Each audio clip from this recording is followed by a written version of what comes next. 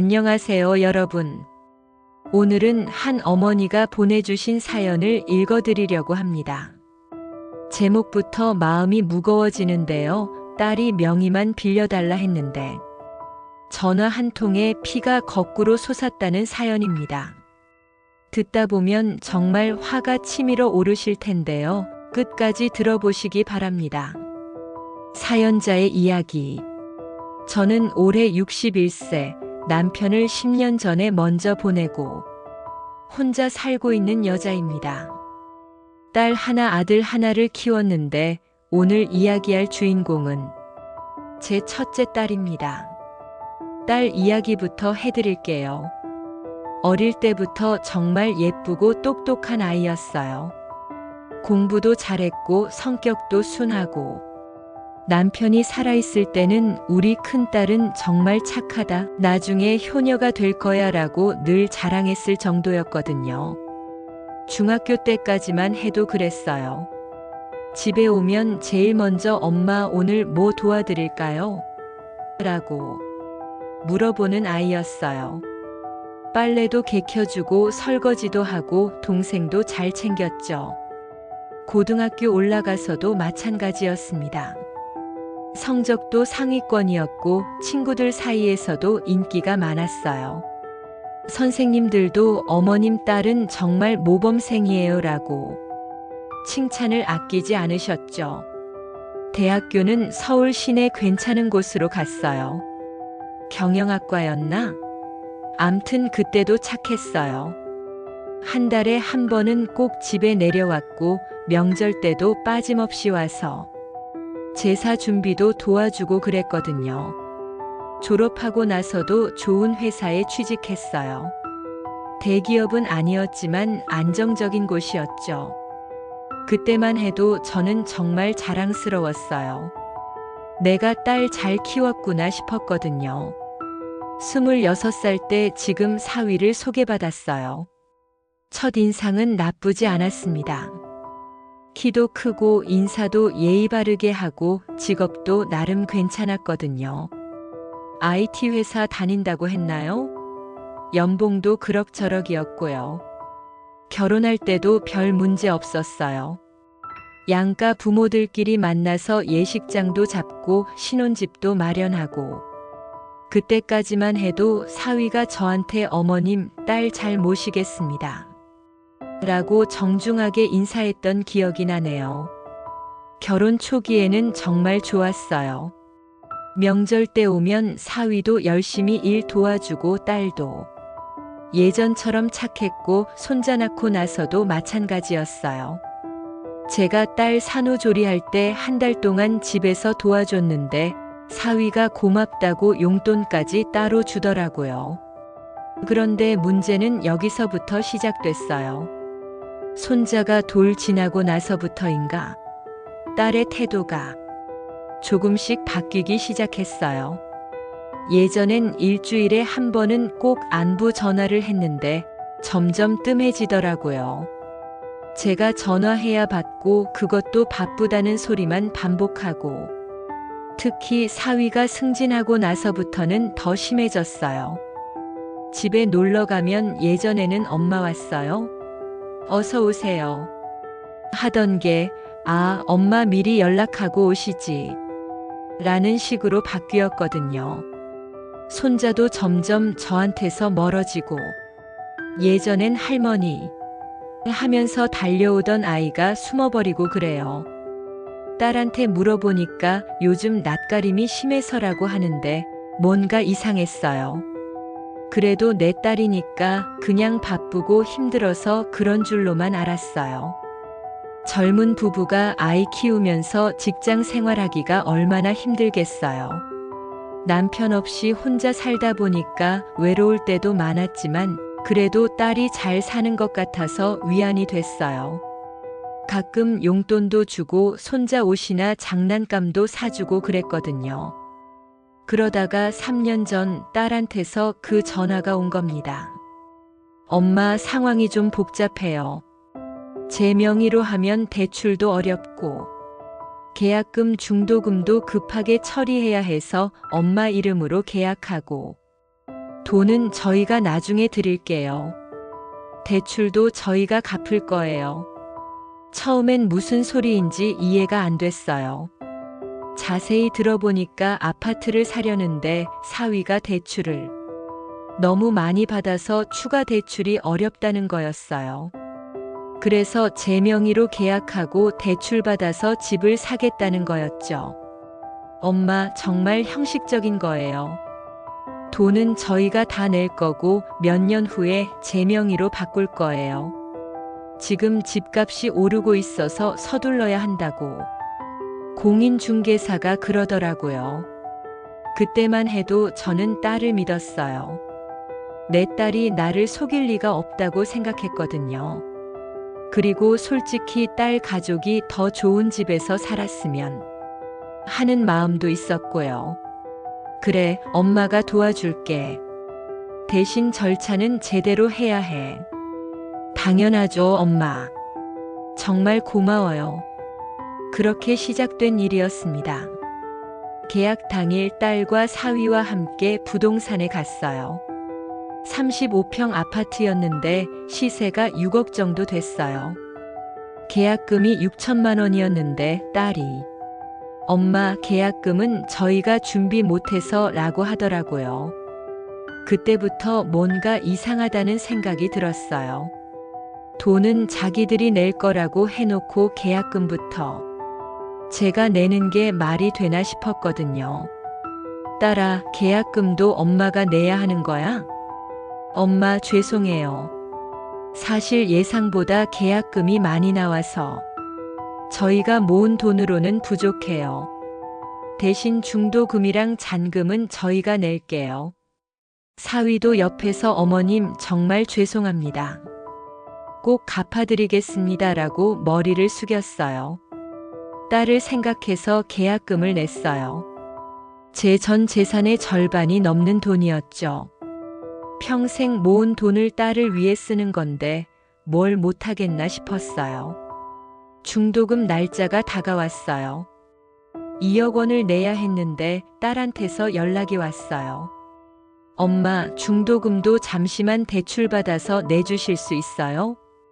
저희가 예정했던 보너스가 좀 늦어져서 이때부터 정말 불안해지기 시작했어요.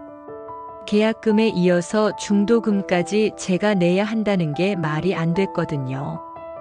딸아, 엄마가 얼마나 큰 돈인지 알아? 2억이야, 2억. 엄마, 진짜 몇 개월 만이에요. 제가 직장에서 대출받아서 바로 갚아드릴게요. 결국 제 집을 담보로 대출을 받아서 중도금을 냈어요. 그때 정말 잠이 안 왔어요. 내가 지금 뭘 하고 있는 건지, 이게 맞는 건지. 잔금 날짜가 다가왔을 때는 더 가관이었어요. 3억 원이 넘는 금액이었는데 또 딸한테서 전화가 왔어요. 엄마, 은행에서 대출 승인이 나왔어요. 근데 명의가 엄마 거라서 엄마가 같이 가서 서류 작업해 주셔야 해요. 은행에서 대출을 받을 때 담당 직원이 이상하다는 표정을 짓더라고요. 본인이 거주하실 예정이신가요? 아니요, 딸 가족이 살 예정입니다. 그러면 전세 대출이나 임대업 목적인가요? 아니요, 딸 명의로 등기는 할 수 없어서 제 이름으로. 직원이 딸과 사위를 번갈아 보더니 조심스럽게 말하더라고요. 혹시 나중에 문제가 생길 수 있으니까 가족 간에도 명확하게 합의서 같은 걸 작성해 두시는 게 좋을 것 같은데요. 그때 사위가 버럭 소리를 질렀어요. 무슨 합의서요? 가족인데 그런 게 필요해요? 딸도 엄마, 우리 가족인데 그런 거 필요 없어요라고 하더라고요. 지금 생각해보면 그때 합의서라도 써뒀어야 했는데 제가 너무 순진했어요. 결국 대출까지 제 이름으로 받아서 잔금을 치렀어요. 총 6억 원짜리 집을 제 돈과 제 명의 대출로 산 거였죠. 딸과 사위가 낸 건 단 한 푼도 없었어요.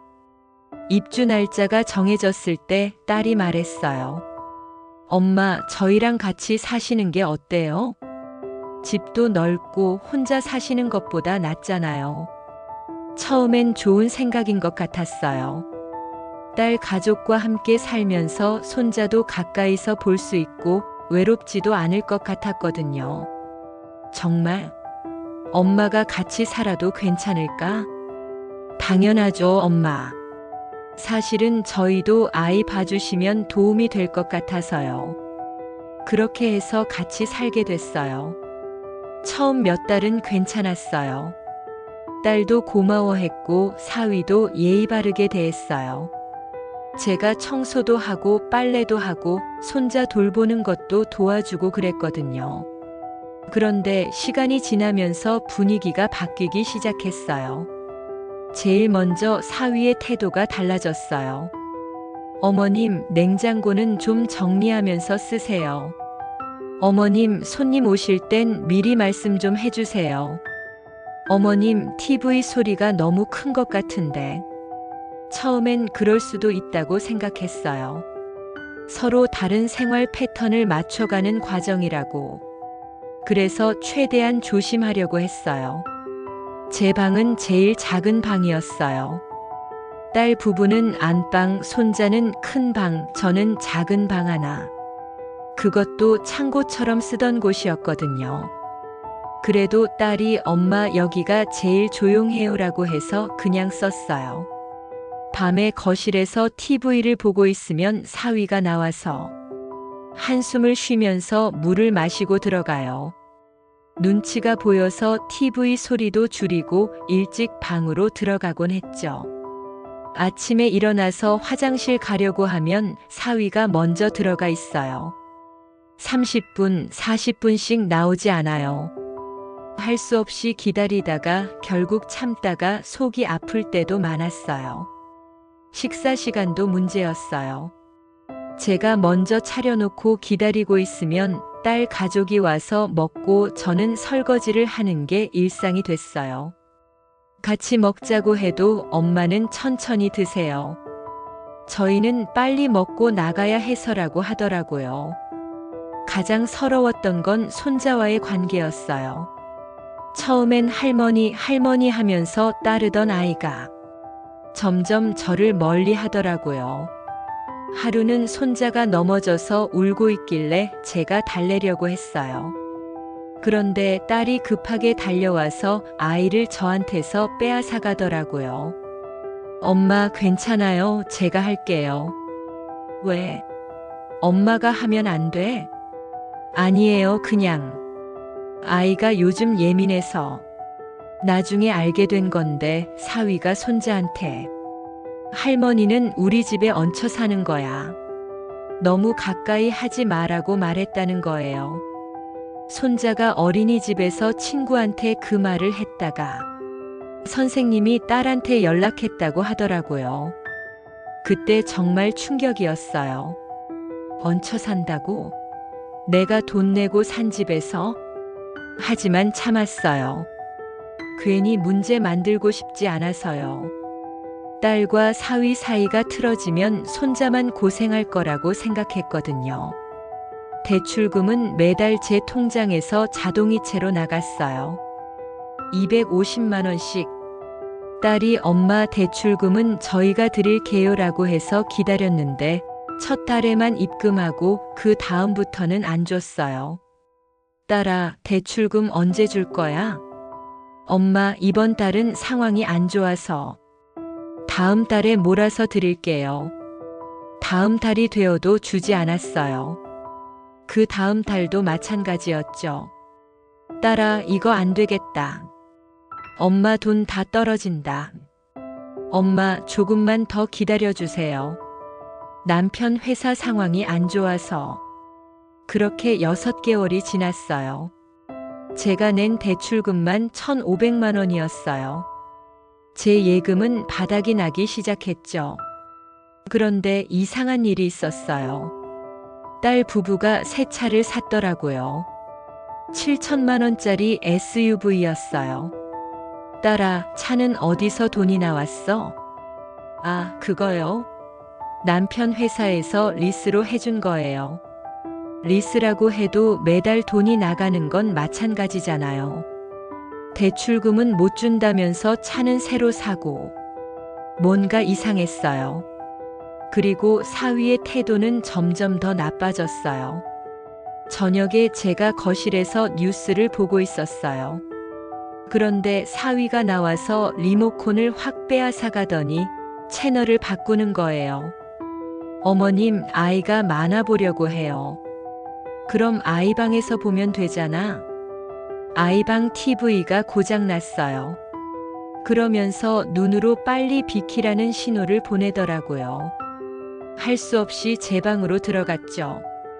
또 다른 날은 제가 오랜 지인을 집에 초대했어요. 오랜만에 뵙는 분이라서 같이 차도 마시고 이야기도 나누고 그랬는데 사위가 나와서 말하더라고요. 어머님, 아이가 낯선 사람 보면 잠을 못 자요. 다음부터는 미리 말씀해 주세요. 그 말을 지인 앞에서 하는 거예요. 얼마나 창피했는지 모릅니다. 지인분이 가신 후에 딸한테 따졌어요. 이게 뭐야? 내가 손님 부르는 것도 허락받아야 하는 거야? 엄마, 남편이 그런 뜻이 아니었을 거예요. 그냥 아이 때문에. 아이는 핑계고 엄마를 무시하는 거잖아. 엄마, 너무 그렇게 생각하지 마세요. 저희도 적응하는 과정이에요. 적응? 벌써 8개월째인데 무슨 적응이에요? 상황이 더 악화된 건 제가 감기에 걸렸을 때였어요. 열도 나고 기침도 심하게 나서 하루 종일 방에 누워 있었어요. 저녁 때가 되어서 딸이 방문을 열고 들어오더니 이렇게 말하더라고요. 엄마, 아픈 건 알겠는데 기침 소리가 너무 커요. 아이가 무서워해요. 엄마가 아픈데 기침을 어떻게 안 해? 그냥 좀 조용히 하실 수 있어요? 그때 정말 기가 막혔어요. 아픈 사람한테 조용히 기침하라고. 이게 사람이 할 말인가요? 결정적인 사건은 그 다음 주에 일어났어요. 퇴근하고 돌아온 딸이 제 방문을 벌컥 열고 들어와서 말하더라고요. 엄마, 거실에 TV 크게 틀지 마. 아이도 있고 남편도 피곤하다고 해. 그때 제가 참고 있던 게 다 터져버렸어요.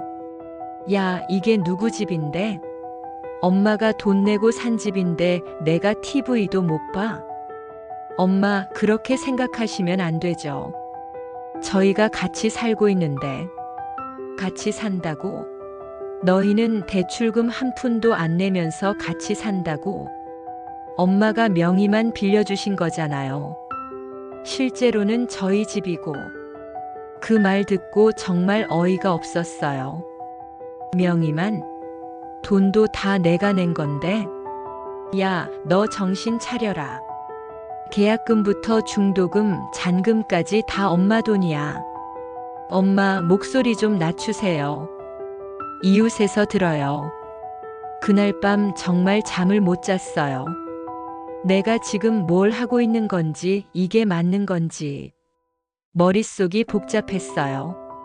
그리고 며칠 뒤 딸이 충격적인 말을 했어요. 엄마, 남편이 좀 힘들어해. 며칠만 이모 집에 계시면 안 될까? 그 순간 정말 머리가 하얘졌어요. 뭐라고? 엄마, 며칠만이에요. 남편이 스트레스를 많이 받고 있어서. 내가 스트레스를 준다고? 그런 게 아니라. 좀 쉬었다가 오시면 안 될까요?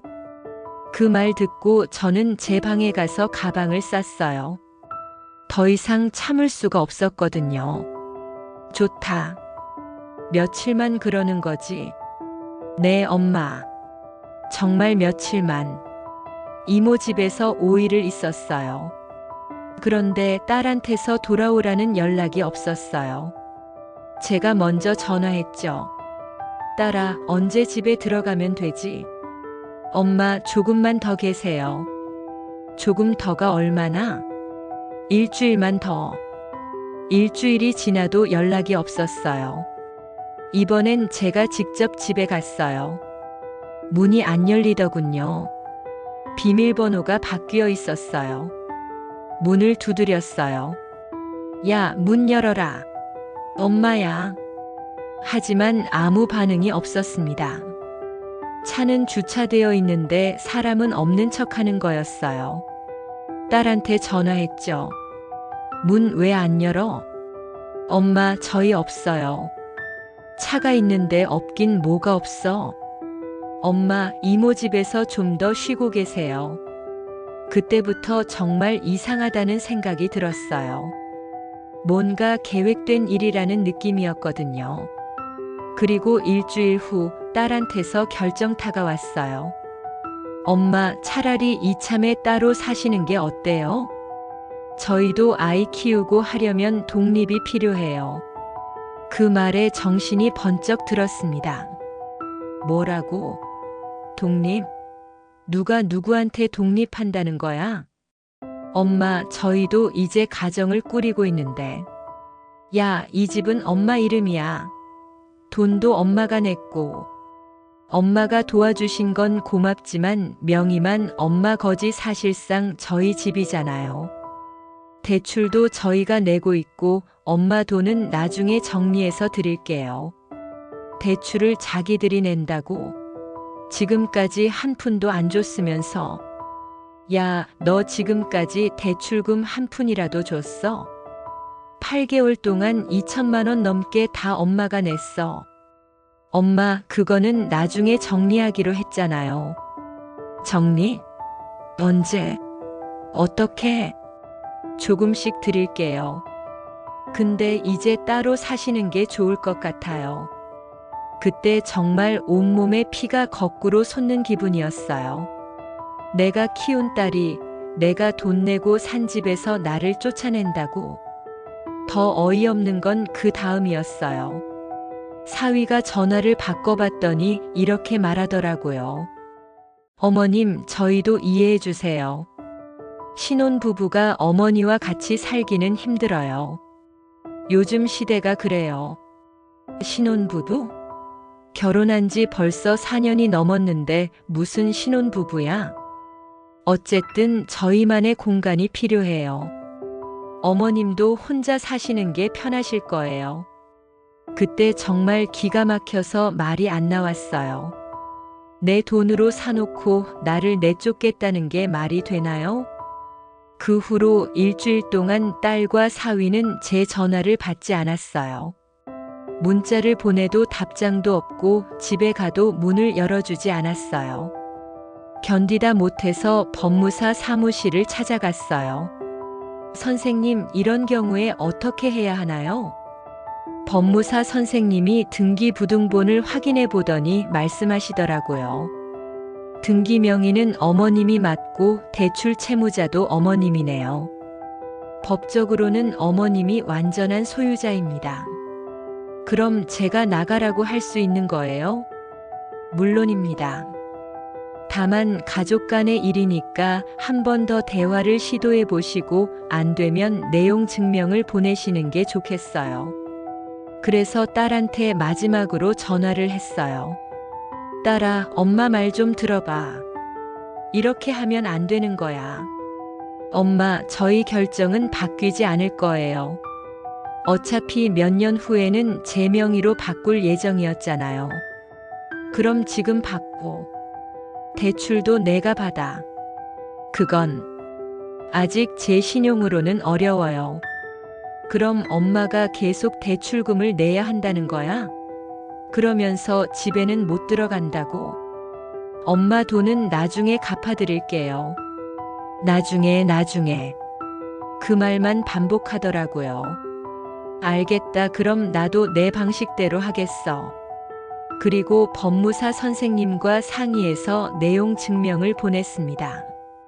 30일 내에 퇴거하지 않으면 명도 소송을 진행하겠습니다. 내용 증명을 받은 다음 날 사위가 전화했어요. 어머님, 진심으로 이러실 거예요? 가족인데 이게 뭔가요? 가족이면 도움받아 놓고 나를 내쫓지는 않았겠지. 어머님, 저희가 잘못 생각했어요. 다시 같이 사실래요? 아니다. 이미 너희들 마음은 확인했어. 그럼 집값 정산해 드릴게요. 얼마나 들어가셨어요? 그때야 돈 이야기를 하더라고요. 계약금 6천만 원, 중도금 2억, 잔금 나머지, 거기다가 지금까지 낸 대출금 2천만 원까지. 총 6억 2천만 원이야. 6억 2천만 원요? 그렇게 많이요? 영수증 다 있어. 확인하고 싶으면 와서 보든지. 어머님, 저희가 그 돈을 어떻게 구해요? 그건 너희 문제지, 내 알 바가 아니야. 결국 30일이 다 지나도록 나가지 않았어요. 변명만 늘어놓더라고요. 어머님, 아이 학교 문제가 있어서 전세집을 구하려고 하는데 시간이 좀, 대출 받으려고 하는데 서류가, 다 핑계였어요. 그래서 정말로 명도 소송을 신청했어요. 법원에서 조정 신청이 나왔을 때도 딸과 사위는 끝까지 우기더라고요. 저희가 실거주하고 있고 대출금도 저희가 낼 예정이었는데 조정위원이 어이없어 하면서 말했어요. 지금까지 대출금을 누가 냈나요? 그건 어머님이 대신 내주셨는데. 그럼 실제로는 어머님 돈으로 산 집이고 어머님이 대출금도 내고 계신 거네요. 하지만 처음부터 저희가 살 예정이었고, 계약서에 그런 내용이 있나요? 당연히 없었죠.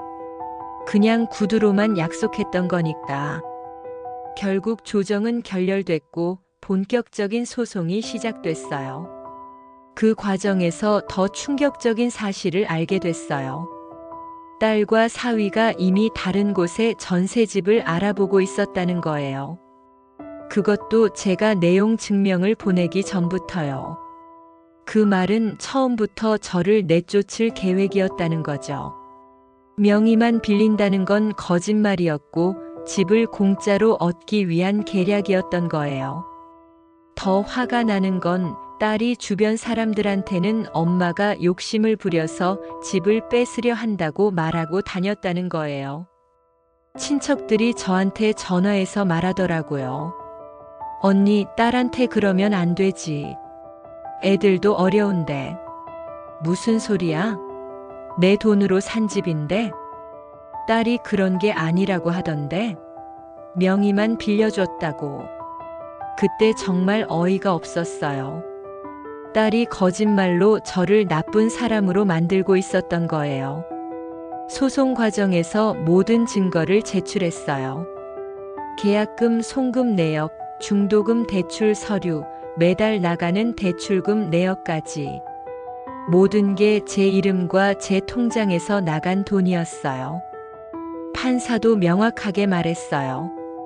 이 집은 원고저의 돈으로 구매된 것이 명백하고 피고들 딸과 사위이 어떠한 금전적 기여도 하지 않은 것으로 확인됩니다. 결국 승소했어요. 30일 내 퇴거 명령이 내려졌죠. 그런데 그 과정에서 가족 관계는 완전히 파탄이 났어요. 딸은 끝까지 엄마가 우리를 배신했다고 말하더라고요. 엄마, 가족이 이렇게까지 해야 했어요? 가족이 이렇게까지 안 했으면 좋았겠지. 법원 강제 집행으로 딸 가족이 나간 후 저는 다시 제 집으로 돌아왔어요. 하지만 집안은 엉망이었어요. 벽지는 찢어져 있고 곳곳에 못자국이나 흠집들이 있었어요. 화장실 변기는 막혀 있고 싱크대는 고장 나 있었죠. 일부러 망가뜨린 건지 관리를 안 한 건지 수리비만 몇백만 원이 나왔어요. 그리고 가장 속상했던 건 손자를 완전히 잃어버린 거였어요. 딸이 손자를 완전히 차단해버렸거든요. 어린이집 앞에서 손자를 보려고 했는데 딸이 스토킹하지 말라고 경고까지 했어요. 지금은 혼자 살고 있어요. 때때로 후회도 되고 그냥 참고 살 걸 그랬나 하는 생각도 들어요. 하지만 그랬다면 평생 눈치 보면서 살았을 거예요. 아들은 다행히 제 편을 들어줘요. 엄마가 잘하셨어요. 누나가 너무했어요 라고 하면서 위로해주죠. 며느리도 어머님 그런 일이 있었다면 저라도 똑같이 했을 거예요 라고 해요. 하지만 여전히 마음은 아파요. 제가 그렇게 사랑했던 딸이, 그렇게 키운 딸이 저를 배신할 줄은 몰랐거든요. 요즘 가끔 딸이 연락하려고 해요. 아마 돈이 필요해서 그런 것 같은데 받지 않아요. 한번 배신한 사람을 다시 믿을 수는 없으니까요. 제가 이 사연을 보내는 이유는 혹시 저와 비슷한 상황에 계신 분들께 말씀드리고 싶어서예요. 가족이라고 해서 무조건 믿지 마세요. 특히 큰 돈이 관련된 일에는 더욱 조심하세요. 아무리 내 자식이라도 서류는 제대로 작성해 두세요.